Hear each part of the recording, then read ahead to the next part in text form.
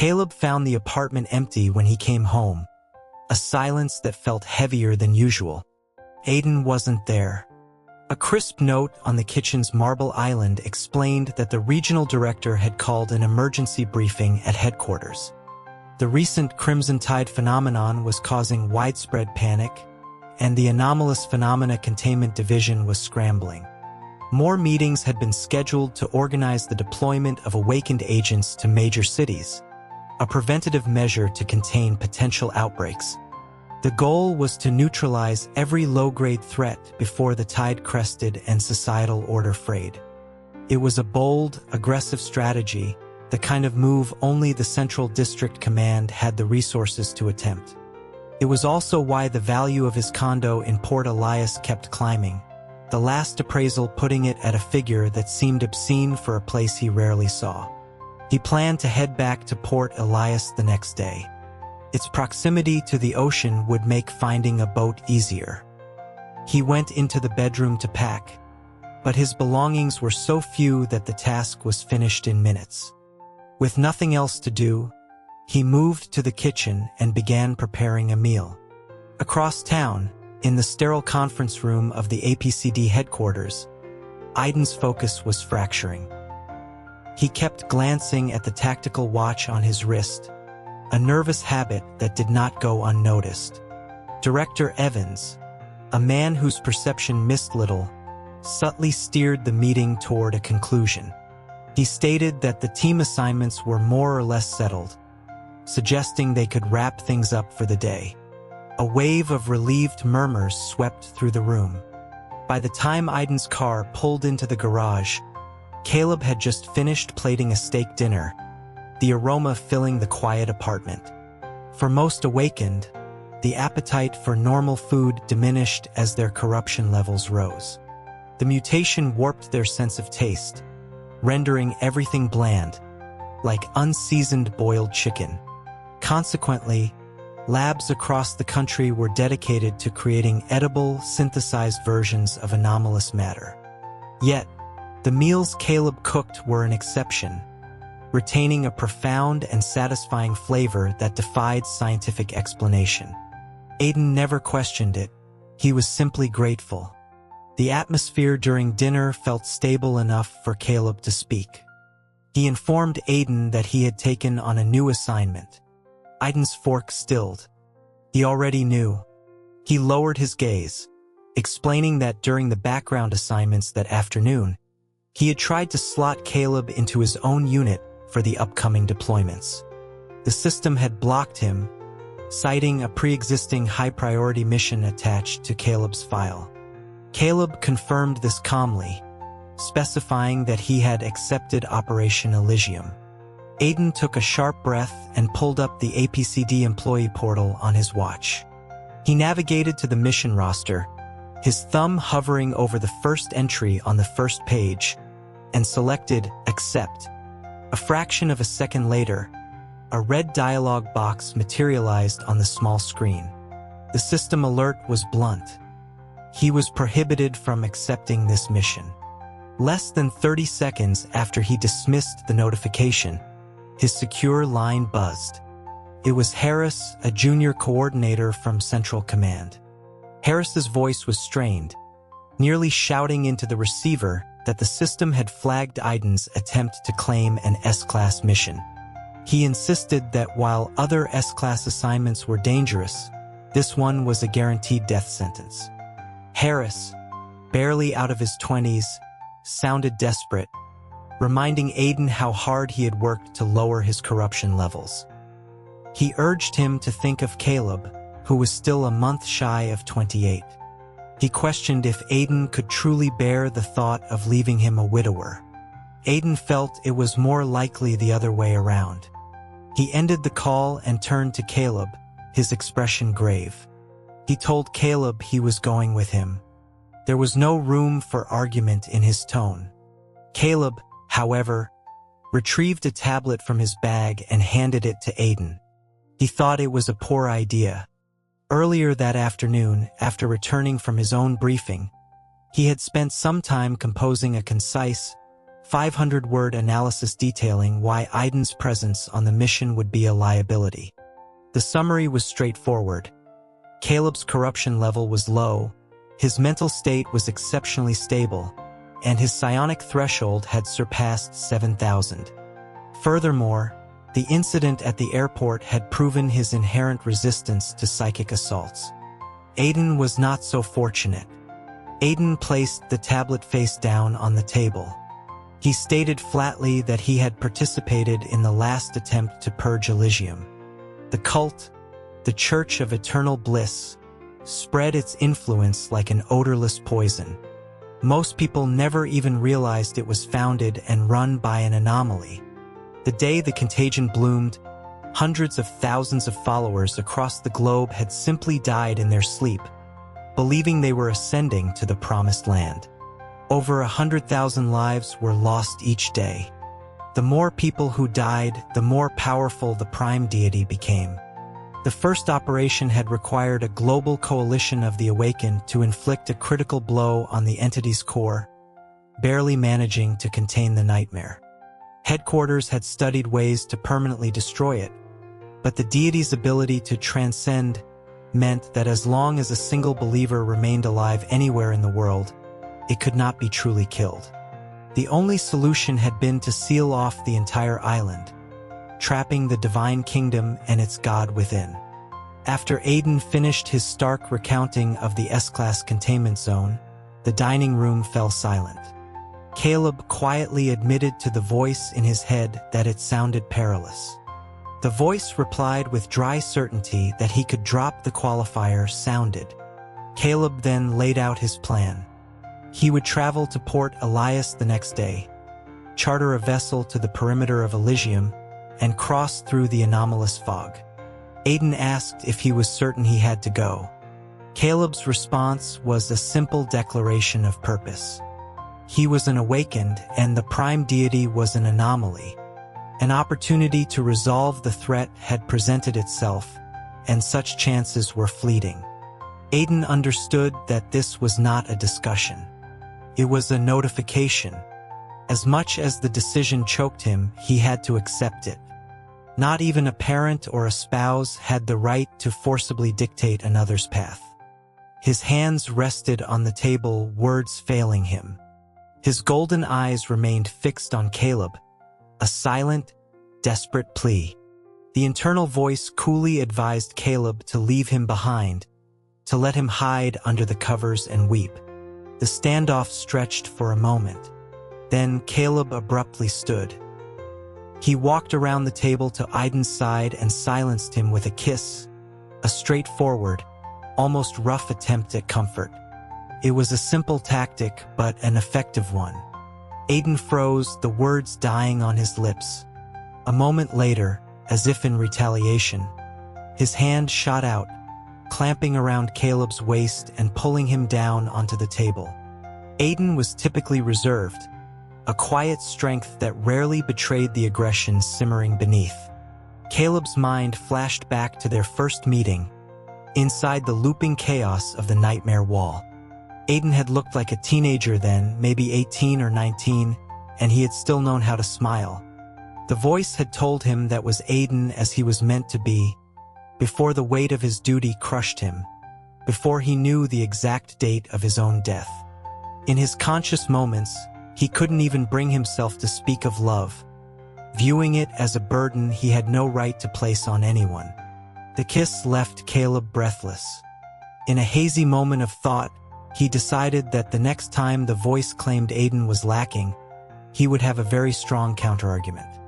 He patted Aiden's back, a signal to release him, but Aiden only deepened the kiss, a fervent mix of biting and licking, like a starving animal finally allowed to feast.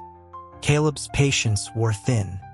He clamped his legs around Aiden's waist, hooked an arm around his neck, tensed his muscles, and in a single fluid motion, reversed their positions, pinning Aiden to the polished hardwood floor. It was a close-quarters combat technique from his APCD training. Knowing Aiden's resilience, he had used his full strength, a force that would have fractured another man's spine. It was only Aiden's restraint that prevented the embrace from escalating into a full-blown fight. Caleb looked down at him and said he needed Aiden to trust him. Aiden, looking up, finally answered. He would, but Caleb had to wait one more day before leaving. Caleb soon understood the reason for the delay. The knife he had seen in a high-end catalog, the one called Inferno that was scheduled for auction the following week, had been flown in overnight from a private collection overseas. Aiden presented it to him, the Damascus steel blade shimmering in its sheath. He explained that it was supposed to be a birthday gift, but it seemed Caleb was in a hurry to leave. It was already October, and Caleb's 28th birthday was indeed close. Aiden then made a promise. He would spend the next month assisting with the domestic containment efforts. But if Caleb wasn't back in 1 month, he would go to Elysium to find him. He would find him alive, or he would find his body. The dominion of Alicia. Its inhabitants had grown accustomed to the perpetual white mist that clung to the sea. The Celestials, their divine rulers, taught that the world beyond the fog was a dangerous wasteland, and the mist was a merciful shield granted by a benevolent God. Leo was 18. He lived in a communal dormitory, a cell in a vast human hive. His entire world consisted of a 3-foot-wide cot and a single door. Here, no one had parents. Infants were taken from their mothers at birth and sent to institutions for standardized rearing and education. Every year, on October 10th, all who had reached the age of 18 would gather in the central plaza to be chosen by the Celestials. Today was October 7th. He and the others were the lowest caste, the blessed. As the name implied, their existence depended entirely on the grace and providence of their God. Upon reaching adulthood, the fortunate among them would be selected to enter the Etherium, the celestial city in the sky, to serve the Celestials. The majority, however, were destined for a life of toil, sent to various labor sectors like worker ants. Leo made his way to the communal dining hall. The faces around him were blank, silent. The clock on the wall struck 8 in the evening. Instantly, a chorus of voices rose across the entire nation, a unified chant praising the prime deity for eternal life and bliss. With sincere, grateful hearts, they praised their immortal God and then began their evening meal. Dinner was a dollop of deep red nutrient paste of unknown origin.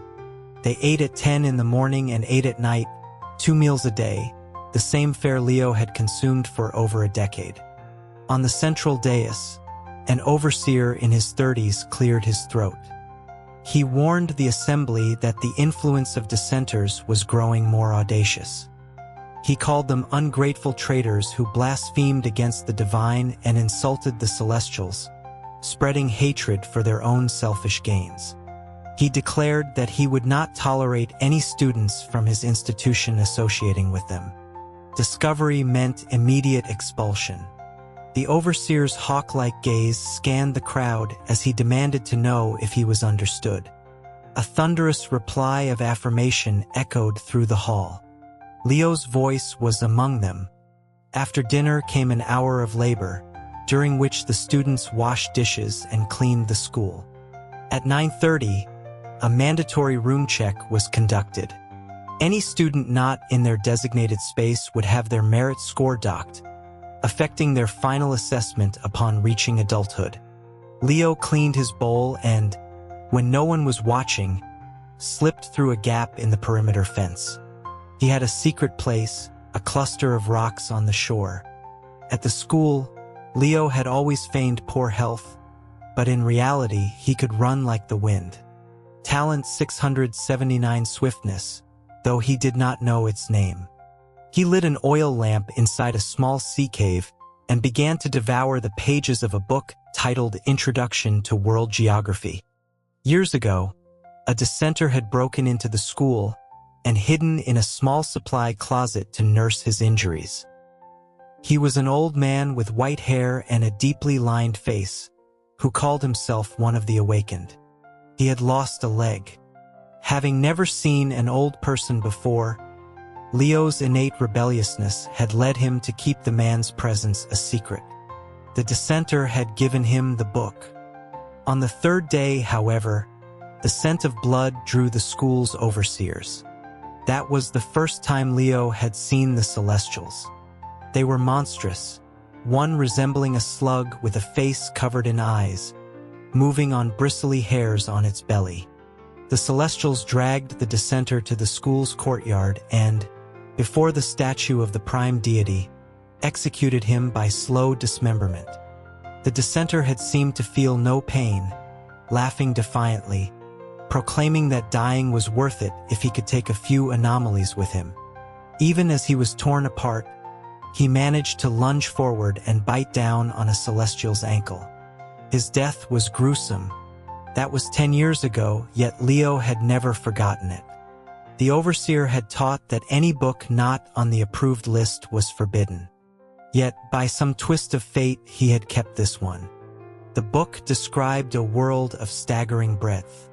It taught him that the earth was round and that beyond the white fog lay a sky far vaster than he could imagine. It spoke of places made entirely of sand called deserts, and lands covered in ice called continents. Leo was endlessly captivated by the world described in its pages. He longed to know more, but he never encountered another dissenter. In a few days, he would be an adult and would leave the school forever. The geography book was nearly worn to shreds. Leo looked at the final page, at a line of black, handwritten text. Never surrender hope, never yield to the darkness. Humanity will not be enslaved. The words were written with a fierce, powerful hand. Leo didn't fully grasp their meaning, nor was he entirely sure what humanity was. Yet, every time he read them, his eyes burned. Judging by the moon's position, the room check was in half an hour. Leo carefully wrapped the book in cloth and hid it beneath a heavy stone. As he prepared to leave, a shadow on the surface of the sea made him hold his breath. A merman? Leo's eyes widened, and he clamped a hand over his mouth, peering cautiously from behind a rock. Amidst the rolling waves, a figure with a golden fishtail appeared at the water's edge. The deep blue water washed over the scales, making them shimmer with a breathtaking beauty. But then, Leo saw the tail vanish into the sea. From the gentle waves, a man with perfectly proportioned features rose from the water. Leo thought he was the most beautiful person he had ever seen, and his heart began to pound erratically. Caleb pulled a pair of dry pants from his waterproof pack and emotionlessly put them on. The voice in his head congratulated him on successfully traversing the white fog and the St. Elias Strait to reach the S-Class containment zone, Elysium. Caleb looked disheveled, with strands of seaweed in his hair. Conventional boats couldn't penetrate the fog's edge, forcing him to adopt his aquatic form and swim the rest of the way. He had encountered several mutated sea serpents, creatures far more hideous and aggressive than their land-based counterparts. Fortunately, at his current level of power, they were not difficult to dispatch. He had been swimming for 2 days, subsisting on snake meat. His primary digestive entity, the regal devourer, was in a dormant state, leaving him to process the food himself.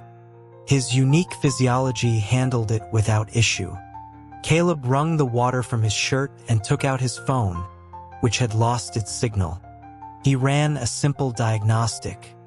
The corruption reading was 210, not high.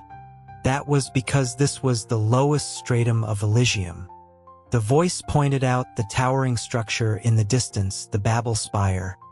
Above the clouds, it explained, was the central spire, where the prime deity resided. With that, Caleb started walking forward. Leo flinched, holding his breath and pulling his head back behind the rock. He thought that, in the darkness, and from this distance, the man couldn't possibly have seen him.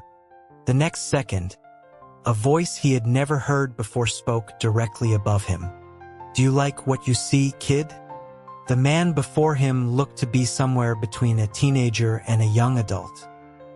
He was likely of age, but Caleb called him kid because of the boy's startlingly clear eyes. They were like those of a gentle, docile animal that had been perfectly domesticated, possessing an innocence that was utterly transparent. The new generation raised in Elysium knew nothing but school and work, their education consisting of the tenets of the Church of Eternal Bliss and the proper ways to serve the Celestials. They praised the Prime Deity daily and thanked the Celestials for the gift of life. Their minds were like clean, white slates. Leo stared at Caleb's face and answered with a guileless simplicity that he was indeed beautiful. Caleb couldn't help but laugh. His laughter was so captivating that Leo felt an irresistible pull, a near-instantaneous conversion to a new faith. The voice in his head shrieked a protest, pleading with Caleb that the boy was just an adult, still a child, and to direct any ill intentions towards it instead. Caleb ignored it. He was, in fact, testing a new talent on the young man before him. Talent 14: Psychic Imprinting. He had always been curious about how psychic abilities manifested tangibly, and now he seemed to have an answer. He found himself in what looked like a server room. In the center, a massive pink brain pulsed softly, connected to countless wires that converged into a single USB-C port plugged into a laptop in front of him. The voice spoke, not in his mind, but from the room itself, echoing like a voice in a canyon. It explained that just as it had become a system for him, the psychic imprinting talent would manifest in a form he could comprehend. The laptop screen, labeled Leo, displayed numerous folders, a keyboard, and a search bar. The files on the desktop, the voice explained, were what the brain's owner considered most important. He could search for anything else he wanted to know. The hard drive represented the body's basic instincts: hunger, pain, fatigue. These two could be modified.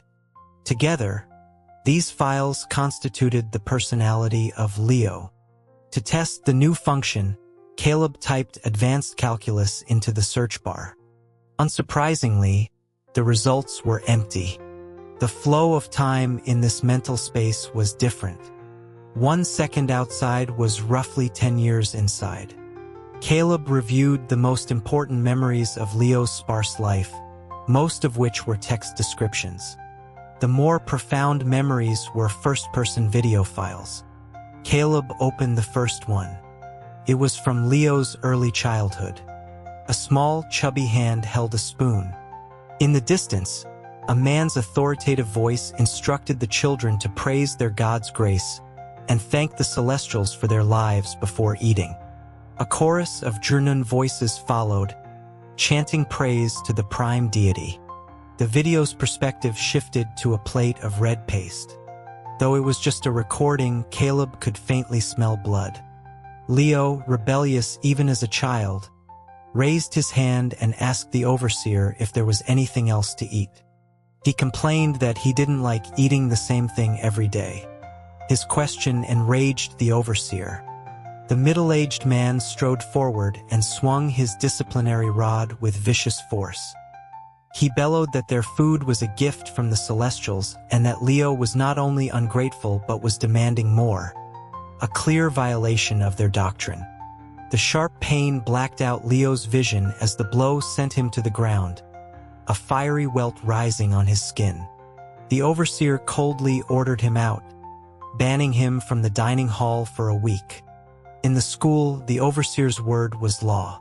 The other children didn't even look up, continuing to eat mechanically. No one seemed to think the overseer had done anything wrong. It was a testament to the inherent goodness of human nature that someone raised in such an environment had not become a monster. The dining hall was truly closed to him. On the 5th day, driven by starvation, Leo risked everything. He squeezed through the fence and made his way to a nearby processing plant. In Elysium, all food for the blessed was supplied by these plants. Having spent his entire life in the school, Leo knew nothing of the outside world. He was small and inconspicuous as he moved through the overgrown bushes. He was just looking for something to steal to eat, but his body was weak from malnutrition, and he collapsed shortly after sneaking into the factory grounds. He was found by one of the Celestials. When he opened his eyes, he was met with a terrifying face.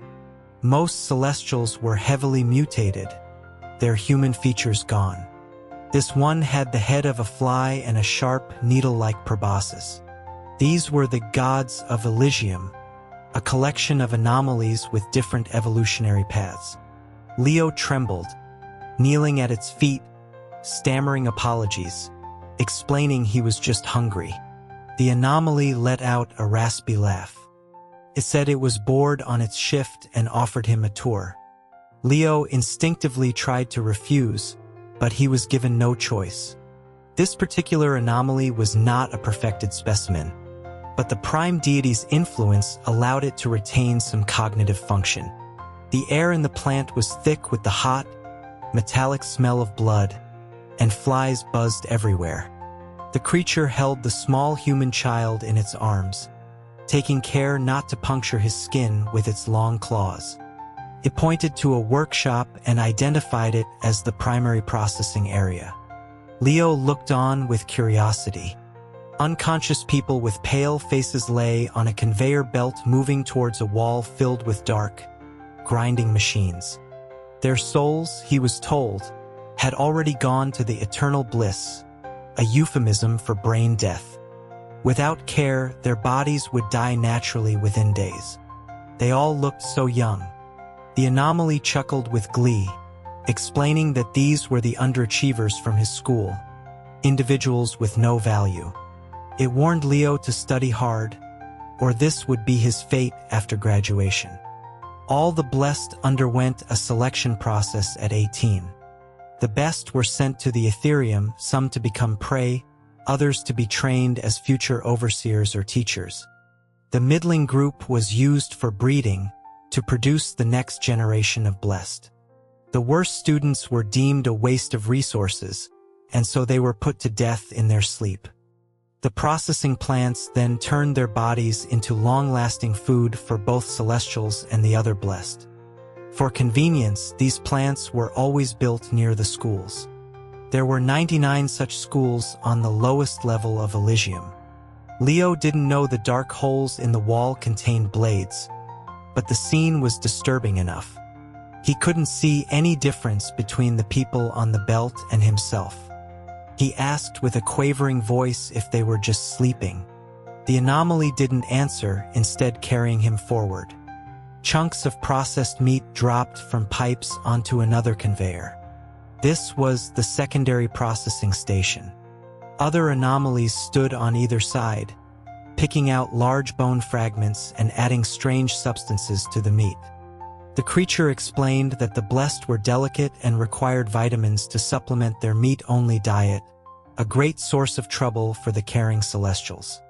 The final room was the packaging workshop, staffed by blessed. The processed nutrient paste, now a homogeneous slurry, showed no trace of its original ingredients. The workers, like cogs in a machine, filled containers with the paste, sealed them, and waited for the school's delivery truck. Upon seeing the anomaly, they all bowed their heads in terror. The creature ignored them, scooped up a bit of the paste with its finger, and offered it to Leo, inviting him to taste it. The overwhelming smell of blood hit him, and he vomited. His vomit splattered on the anomaly's arm, causing it to frown in disgust. It called him an inferior species for being unable to handle it, reminding him that he had been eating this his entire life. Leo pushed the creature's hand away with all his might and jumped down, trying to escape. But in the confined space, there was nowhere to run. Cornered, he trembled in fear. The anomaly seemed surprised, then amused. It called him a good specimen, noting that he had awakened in such a short time. It grabbed Leo's head and looked at the number on the back of his neck, promising to remember it. It expressed its anticipation of seeing him again at the coming-of-age ceremony in 12 years, mentioning it had been a long time since it had encountered such a delectable specimen. Then, a stream of dark gray smoke erupted from its long proboscis, and Leo passed out. The video ended there. The voice informed Caleb that the memory had been suppressed by hypnosis, but the brain had preserved it. This was just a snapshot of the lives of the countless humans farmed in Elysium. Caleb opened the next video, which showed Leo's conversation with the dissenter. The old man was feverish, and Leo carefully brought him water. The old awakened, barely lucid, murmured about being old, his blood no longer burning hot even as he fought to his last breath. He told Leo that his generation was the hope, and that he must remember to open his eyes and see the real world. Leo had asked in confusion what the real world was. The awakened did not answer. Caleb's face was grim. He opened the text files of Leo's memories and began to them. He wanted to delete everything related to faith in the boy's mind. The greatest misfortune of these farmed humans was living inside a massive lie built on belief. But when he tried to save the changes, he received a system error. The voice explained that faith was the most deeply ingrained memory for the blessed, occupying the majority of their mental structure. To erase it entirely would be to negate most of their lives, a difficult task for their current cognitive architecture. The more limited a person's knowledge, the more stubborn their beliefs. Caleb thought for a moment. He did a find and replace, swapping the name of the prime deity with Caleb, and inserted several high-resolution photos of himself as a supplement. This time, the computer did not protest. The voice warned that the prime deity of the Church of Eternal Bliss was incompatible with him, and Leo would soon experience cognitive dissonance and confusion. It advised him to change the name of the religion as well. Caleb pondered, then changed Church of Eternal Bliss to Church of the Depths. Elysium was an island nation surrounded by sea. Worshipping the ocean was a natural fit and wouldn't conflict with Leo's existing knowledge. Leo would still have a faith, just redirected from the prime deity to a sea god. Caleb reasoned that once they were rescued, he could arrange for them to receive a proper education in materialism. For now, this would have to do. At least faith in him wouldn't lead to their souls being harvested after death. Though Caleb had spent a long time in the mental space, only a moment had passed in reality. Leo met Caleb's eyes, trembled, and then fell to his knees, his expression filled with Chang-chung. "My lord," he whispered. Caleb, having never been worshipped so seriously in his life, felt a bit awkward. He grabbed the back of Leo's collar and pulled him to his feet, telling him that kneeling wasn't necessary in their new church. Leo's thoughts were still jumbled, but his brain was automatically filling in the gaps. He hugged Caleb's leg, his eyes welling with tears, saying he knew his Lord would return and not abandon his followers.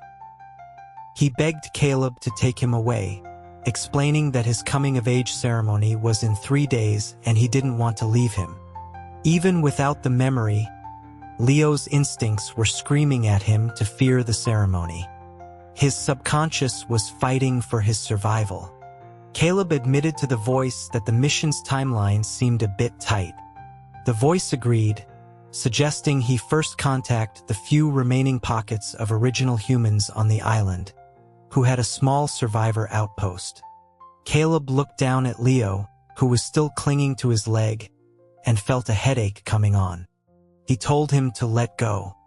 Leo released his grip but remained on the ground, looking up with wet, pleading eyes. The voice mused that it was a good thing the boy didn't have a tail, or Aiden's draconic scales would surely be turning green. Caleb felt an urge to argue but decided against a childish spat with the voice in his head. He told Leo to go back, as the school's room check was about to start. Leo shook his head vehemently, declaring he wouldn't return to that filthy place full of heretics. With the graduation selection imminent, he didn't want to go to the Ethereum and serve those disgusting beings. Years ago, after being returned to the school by the anomaly, Leo had received preferential treatment. His teachers had hinted that he was guaranteed to be chosen by the Celestials. All the blessed knew that once you went to the Ethereum, you rarely came back. The standard for judging a student's quality was whether or not they had awakened. Leo had awakened at a young age. He was a prime candidate to be sent to the Ethereum to participate in the Celestials' hunting games.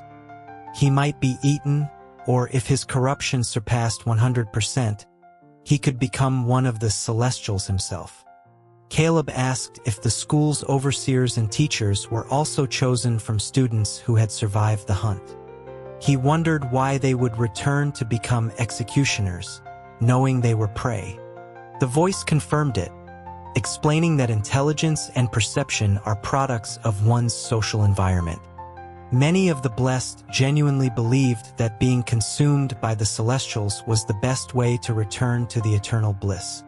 This was even written into their textbooks, though eaten was replaced with the more euphemistic merged. Most people, it said, simply lived in a state of dull confusion. Collaborating with the oppressor was a tale as old as time. The truly clear-headed ones had already been judged as heretics for their wavering faith. According to the voice, all human infants in Elysium were given a psychic brand from the prime deity at birth, manifesting as a barcode-like mark on the back of their necks. If a blessed person's faith wavered, the barcode would fade. This was how they identified believers and heretics. Caleb pulled back Leo's collar and found the barcode intact, but it now felt strangely familiar to him. He touched it with his finger. Instantly, 2 lines of text appeared in his mind. Leo, fanatical believer of the Church of the Depths, ID 0000001. He asked how this was possible.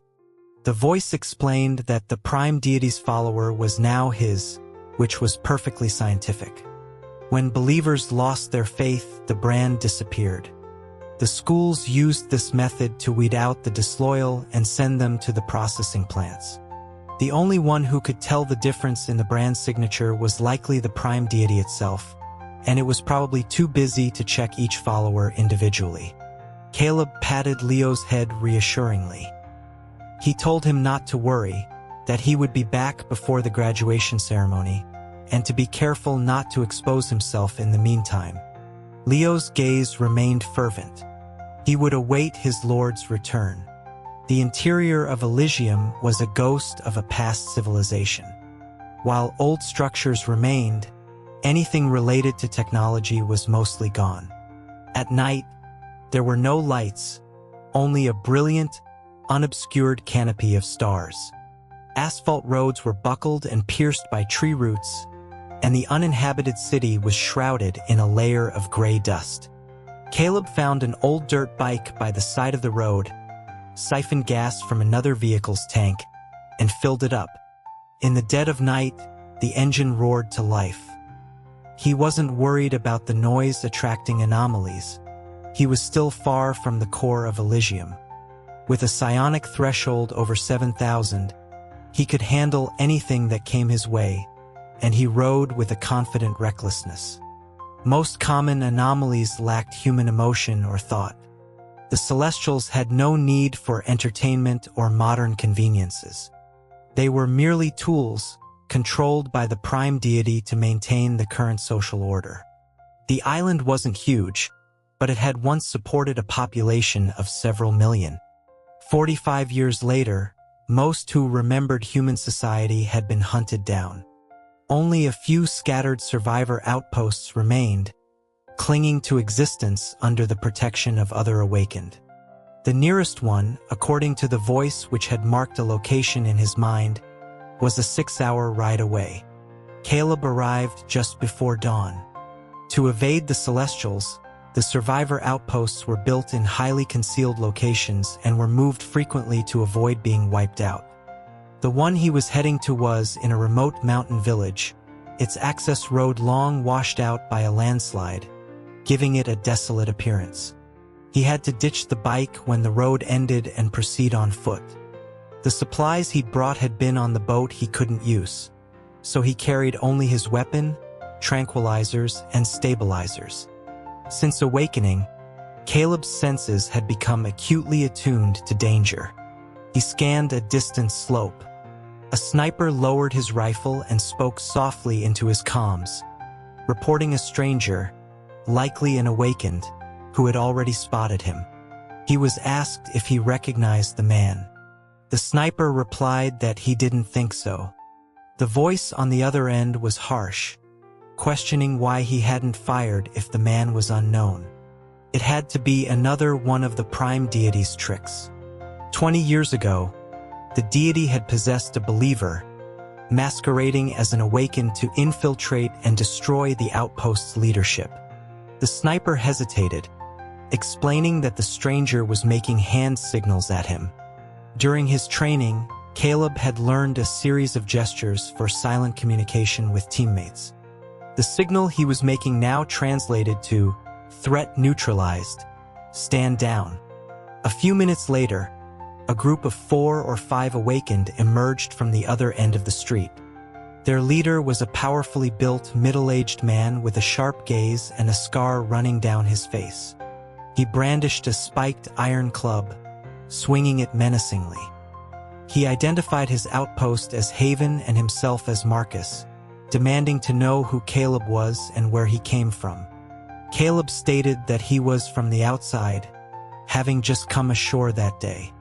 Marcus froze, asking which outside. Caleb specified K-City, APCD, and produced his identification. Caleb, B-Class awakened. Marcus's club clattered to the ground. He snatched the ID and studied it intently. He exclaimed that it was real. Their leader had one just like it. The leader Marcus mentioned was named Silas. He was one of the original awakened who had crippled the prime deity 45 years ago and was now the head of Haven. Marcus used a scanner on Caleb, which showed a corruption value of 0. The device was an archaic model from 40 years ago, bulky and prone to failure, but it was a rare treasure within the outpost. With his suspicions lowered, Marcus explained that Silas had gone out on a hunt the previous night and wasn't expected back until morning. He offered to show Caleb around while he waited.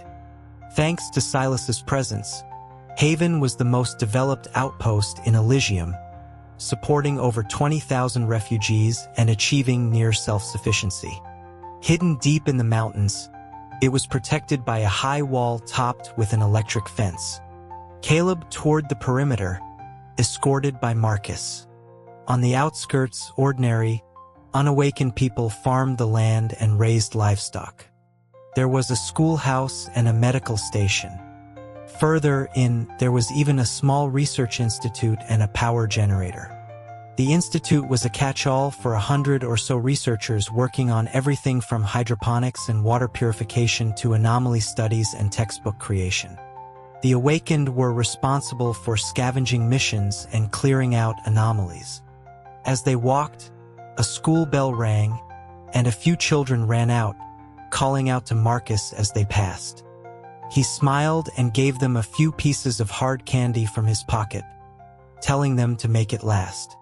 These children, born in Elysium, had never seen the outside world, yet they seemed carefree, a testament to how well the outpost protected them. The voice in Caleb's head remarked on the tenacity of human life, calling it endearing. Marcus, seizing the opportunity before Silas returned, asked Caleb countless questions about the world beyond the fog. When Elysium fell, he had been just a boy. All he knew was that one night the world changed, and many who tried to flee by sea were lost. Hearing about the state of the outside world, an envious look crossed his face. He wished he could see it. Caleb replied thoughtfully that he might be able to soon. Marcus laughed, not taking him seriously. Just then, A commotion erupted at the outpost's entrance. Marcus's face lit up. That had to be Silas returning. Silas was clearly held in high regard. Many people stopped their work and ran to the gate to welcome him. Caleb joined the crowd, his gaze directed toward the entrance. Silas was not what he expected. He looked young, with a cigarette dangling from his lips. But his lower body was not human. It consisted of 8 arachnid-like legs, covered in sharp, dark purple carapace. Silas, from N-City, one of the first generation of awakened 80 years ago. His current psionic threshold was 10,700, with a corruption level fluctuating between 92 and 95%. He was the second awakened Caleb knew of with a threshold over 10,000. His corruption was so high he could no longer maintain a fully human form. His 8 spider-like legs gave him a significant height advantage. He spotted Caleb in the crowd immediately. Lowering his upper body, he squinted, exhaled a plume of smoke, and asked where Caleb had come from.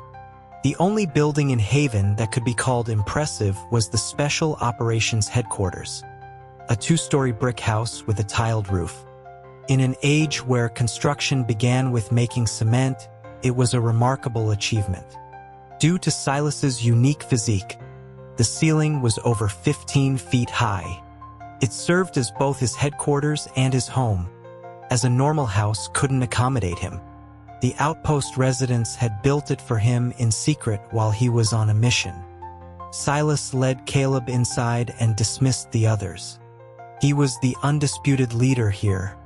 Caleb sat before him as Silas poured him a cup of boiled water with 2 jasmine flowers floating in it. A high-class reception in the outpost.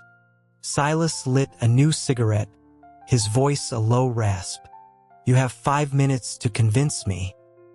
He explained that unlike the others, he had known from the start that once the fog rose, no one was getting out and no one was getting in. The idea of outside rescue was a fiction he maintained to give people hope. Everyone on the island was an abandoned piece on a forgotten chessboard. One pair of his eyes focused on Caleb, while the other 2 pairs scanned the room to his left and right, giving him an unervingly wide field of vision. Caleb took a sip of the tea. He explained that he had come alone, his passage made possible by a piece of human skin parchment he had found. He produced the parchment, stamped with a strange, fleshy seal, and handed it to Silas. It had been indispensable in navigating the fog. Decades ago, the prime deity, considering its human body a cumbersome vessel, had shed it, leaving only its massive brain. Shortly after, the brain's corruption surpassed 100%, and it became an anomaly. The original body had been dried and made into these parchments.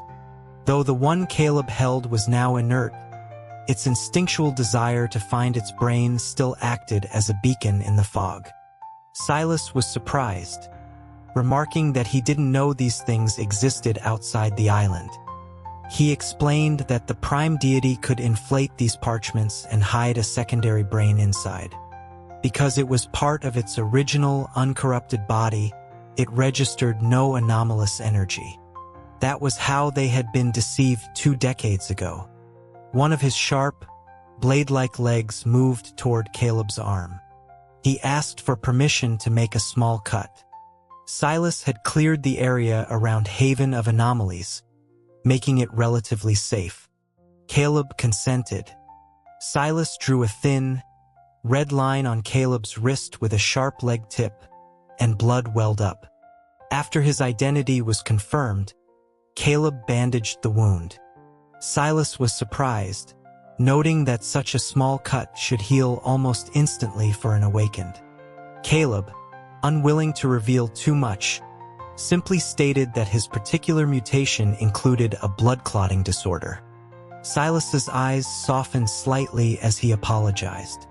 Caleb replied that his caution was justified. He was responsible for thousands of lives. Silas's gaze drifted, his youthful face belying the ancient depth in his purple eyes. "How many years has it been?" he asked. 45, Caleb answered. Silas then asked what it was like now. The questions were familiar. Caleb had heard similar ones in Aiden's dream from the old professor. He gave a brief overview of the current state of the world. A look of relief washed over Silas's face. "It's good," he murmured. "It's good that order is maintained out there." It meant their sacrifices had not been in vain. The smoke from his cigarette caught in his throat, and he erupted in a violent coughing fit.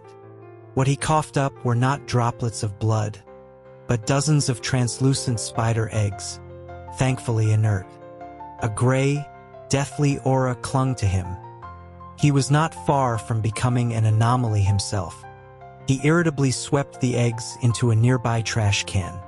He hadn't asked Caleb what he was doing here. "I took a mission," Caleb said, "to kill the prime deity." His tone was as casual as if he were discussing going out for barbecue. Silas's eyebrows shot up. "You?" A B-class awakened. He found the idea rash. The prime deity was one of the world's first S-class anomalies. Back then, even Aiden, humanity's strongest, had a psionic threshold of only 7,000. Trapping the entity on the island had been a miracle. Now, after decades of festering, it was even more formidable. Caleb met his gaze and replied with conviction. "And you?" He knew that taking on Elysium alone was a fool's errand. But the existence of people like Silas offered a sliver of hope. Years of survival in Elysium had granted them a natural immunity to the deity's psychic attacks. And if they could reach the entity's core, the brain itself was physically weak. Caleb revealed his talent, psychic imprinting. He could alter beliefs, rewrite memories. He planned to mentally indoctrinate an entire school, replace the chosen tributes for the annual hunt, and use the opportunity to get close to the central leadership. The hunt was a yearly festival for Elysium's anomalies, and most of the important ones would be present. He would eliminate them and then go for the prime deity itself. It was the fastest way he could devise. Silas acknowledged that the brain was physically vulnerable, but the problem was that anyone who got close was pulled into its psychic domain. He had never seen anyone resist its mental assault. Many of his comrades had died that way. That had become their tradition. When an awakened's corruption approached 100%, with no hope of reversal, they would make a final, desperate charge on the divine spire. Of the 4 who had tried, only one had ever reached the deity's presence, only to be lost in an endless loop and transformed into an anomaly. If Caleb hadn't arrived, Silas had been planning to make that same hopeless journey himself. Caleb stated that he had already experienced the prime deity's psychic attack once. He was confident he could resist it a second time. Silas's response was immediate and firm. "I don't believe you." Caleb's claims were beyond anything he had ever known. But then Silas smiled, a grim, humorless expression. "But whether I believe you or not, I'll go with you. Because this is the closest thing to hope I've seen in 40 years." He would send word to the leaders of the other outposts. Of the original 21, only 5 were still alive, all with dangerously high corruption. They would likely welcome the chance for one last fight. Caleb removed his gloves. He confessed that he had another talent, a healing one. A slit opened in his palm, revealing a row of sharp teeth and the faint golden glow of a small cross within. Couldn't grant a full recovery, he explained, but it could lower corruption. He could offer them some treatment before they went. The voice in his head noted that he was probably just hungry. Caleb wished it would remain quiet. Silas marveled at the combination of psychic imprinting and a healing talent, wondering why headquarters would risk sending him to such a place. Caleb glanced at him. Silas possessed talent 8 fission. It was ranked higher than his own, and headquarters had sent him in. Talent 8 allowed Silas to create clones of himself with 80% of his power. It was an incredibly useful ability. Silas considered this and conceded the point. He extended a hand, accepting Caleb's offer of treatment. The corruption emanating from Silas had the taste of plum wine, slightly intoxicating. As Caleb worked, Silas's corruption level slowly dropped from 94.7 to 86.5. The process raised Caleb's own level by 0.7. He was a mature healer now, the fluctuations in his own corruption more stable. He took a stabilizer from his pocket and offered a couple to Silas. Aiden had packed several bottles for him, a fortune that most awakened would kill for. The next day, the outpost had prepared a pair of pants for Silas. He put them on but still refused a shirt, his carapace serving as a natural armor. That morning, Caleb met the other surviving members of the original Elysium Purge. 45 years had taken their toll, but because they were awakened, they all appeared to be in their physical prime, though a deep weariness was etched into their faces. The meeting took place in the small brick house, dust motes dancing in the sunbeams slanting through the high windows.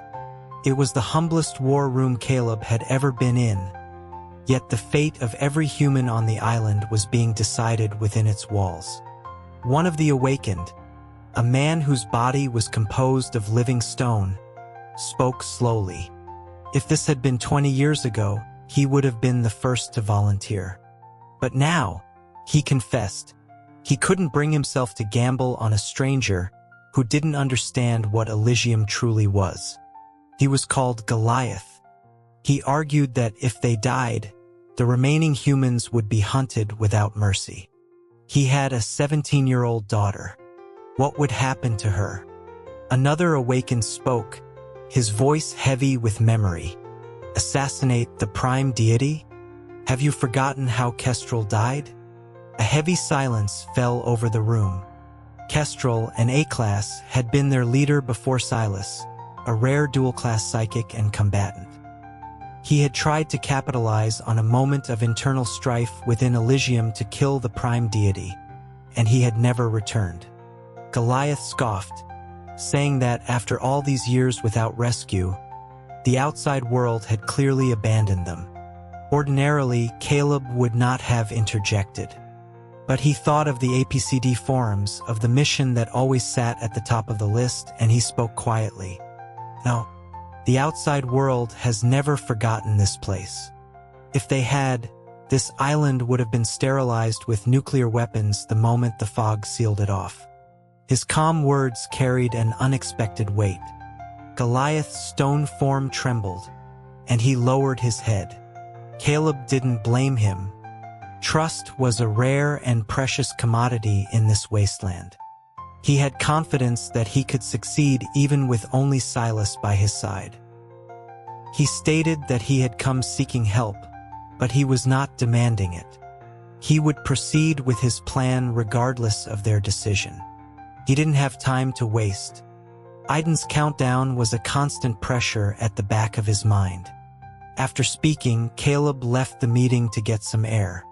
From a high point in the mountain outpost, he could see the distant, fog-shrouded ocean. He told the voice in his head that he wanted the fog to dissipate forever. "You're starting to sound like a savior," it warned. "Don't be like Aiden. It hurts me to see you suffer so." Caleb considered this. For the first 20 years of his life, his only goal had been to kill his father. When he heard his father was dead, he had drifted aimlessly. Then he learned his father had simply become an anomaly, and his goal was renewed. But now it was different. Even if his father were gone, he had found new reasons to live. He had never cared much for the world, or even for his own life. But now, because of the person he loved, he felt a connection to it, a desire to protect it. The voice was silent for a long time before replying with a quiet warmth. "I'm happy for you. In the end, Two of the others chose to join them. Unsurprisingly, both were men with high corruption levels who felt their time was short. Silas told the outpost he was leaving on a mission. Before they left, he went to the back of the mountain, to a small plot of wild roses that had been planted in place of gravestones. He sat among the flowers and lit a cigarette. "I'm going to avenge you," he said quietly, speaking to the memory of a man whose face had grown blurry over the years. Kestrel. A kid from the outside came, only 27. Says he can kill the prime deity. I know it's a long shot, but I don't have any other options. He remembered the weariness he felt after years of fighting anomalies, only to be met with betrayal from the very humans he tried to save. He wondered how Kestrel had endured it for so long. He couldn't remember his face anymore, a side effect of his talent, but he knew, if they met in the afterlife, he would recognize him instantly. They left in an armored truck, a vast improvement over Caleb's motorcycle. The two veterans, a man with tiger-like features called Tiger and another, Wolf, were full of questions. To save time, Caleb simply used his psychic imprinting to share a data packet about the outside world with them. Tiger was astounded by the talent. Wolf was shocked to hear that a figure from their past, a powerful awakened nicknamed Reaper, was still alive. Tiger explained to Caleb that they had been on a different team from Reaper back in the day, and that their leader hadn't liked his reckless methods. Wolf added that Reaper's corruption had been high even then, a consequence of having a combat talent transplanted into him rather than awakening naturally. Even Silas chimed in with gossip, recalling a mission with Reaper where he had seemed to be in love with someone from the future. Caleb couldn't help but ask who. Silas thought for a moment. He remembered Reaper muttering a name in a delirium. Ellen. The truck stopped a few miles from Leo's school. Caleb put on a wireless earpiece. Silas's worried voice came through, asking if he was sure he could handle it alone. The voice in Caleb's head scoffed that Silas clearly underestimated him. The school's overseer was a combat type with a psionic threshold of 3,000. Caleb scaled the wall with practiced ease. He moved through the silent dormitory, the walls adorned with fading murals of the prime deity, depicted as a Greek god with a massive red brain for a head. He found the overseer's room. The man, alerted by his own precognitive talent, was hiding under the bed. Caleb kicked the door in. The overseer, seeing the empty room, started to crawl out, only to find Caleb squatting by the bed, looking down at him, a red moon glowing in his silver eyes. Within half an hour, Caleb had rewritten the minds of the overseer and the entire teaching staff. When Silas and the others walked through the front gate, they were greeted not as heretics, but as honored guests of the Church of the Depths. The plan was set. The five of them, Caleb, Silas, Tiger, Wolf, and Leo, would take the place of the five chosen tributes. To alter their appearances, the veterans used a corrosive salve to burn their faces, creating gruesome but effective disguises. Using a piece of the human skin parchment, Caleb created temporary barcode tattoos for them. When Leo saw Caleb again, he was overcome with emotion, tearfully proclaiming his faith. Caleb warned him that he couldn't protect him in the hunting grounds. The coming-of-age ceremony, he explained, was a hunt. Tributes from over 90 schools would be released into a derelict industrial zone, a former snack food factory, to be hunted by anomalies. The bodies would be devoured, their souls fed to the prime deity. The transport truck arrived at the entrance to the industrial zone. An attendant checked their credentials and, after a brief comment on their scarred appearances, waved them through. As the gate closed behind them, Silas lit a tranquilizer-laced cigarette, his hand trembling slightly. He had waited a long time for this day. Caleb drew his pistol. The voice in his head whistled. Let the hunt begin. The vast, abandoned factory was a world of its own. Caleb's internal senses provided a tactical map with blue dots for humans, green for his team, and red for anomalies. A white text feed in the corner of his vision updated in real time. Blessed 154 out. He moved silently toward the location. In a dark corner, a slender, white-skinned anomaly was feeding on a human torso. It was a skitter fiend with a corruption value of 3,500. Caleb fired a shot, but the creature only shrieked and lunged. He drew Inferno and, using the voice's guidance, plunged the blade into a nerve cluster at the back of its neck. Black, viscous fluid erupted. The dying girl on the floor whispered that it hurt before her soul dissipated. In the central spire, the Celestials watched the transmitted images in an uproar. They had never imagined their prey would fight back. The leader of the Spire Guard, a being called Azrael who was once the dissenter known as Kestrel, gave the order. These are heretics. Kill them. The battle raged. Red dots on Caleb's map winked out one by one. As dusk fell, four larger red dots appeared, moving quickly toward his team. The voice identified them as high-level anomalies from the Spire, with corruption values around 7,000. One of them, a creature codenamed Harrier, was heading for Caleb. It was a monstrous, humanoid mosquito. Caleb set a trap, luring it in with the blood of a dead anomaly before ambushing it from above, tearing off one of its wings. The ensuing fight was vicious and evenly matched, but with the voice's precise instructions, Caleb dismantled the creature, finally plunging his arm into its torso and crushing the secondary brain within. His own corruption spiked to 52. 1. He took a stabilizer, knowing it wouldn't bring him back to where he started. A call came over the comms. It was Wolf.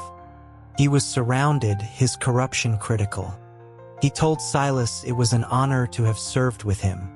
Caleb started to say he was on his way, but Wolf cut him off. It's too late. There was a final, choked gasp, then silence. The green dot on the map went dark. Wolf was dead. They found his body later, a massive wolfen form. A dagger plunged into his own heart. Tiger covered him with his old uniform jacket and collapsed, sobbing. They had no time to mourn. The mission was not over. They pressed on toward the central spire. The closer they got, the cleaner and more pristine the environment became, a stark contrast to the bloody factory. The spire was a grand, cathedral-like structure. At the entrance, Silas created a psychic duplicate and sent it inside to scout. The duplicate entered a hyper-realistic illusion of his past life, a world he was forced to destroy. Beyond that, in the heart of the spire, it came face to face with a corrupted, angelic figure, Azrael. The duplicate was instantly annihilated. Silas staggered back from the psychic feedback, his face grim. He told Caleb and Tiger what he had seen. Their fallen friend, their greatest enemy, was guarding the path to the prime deity.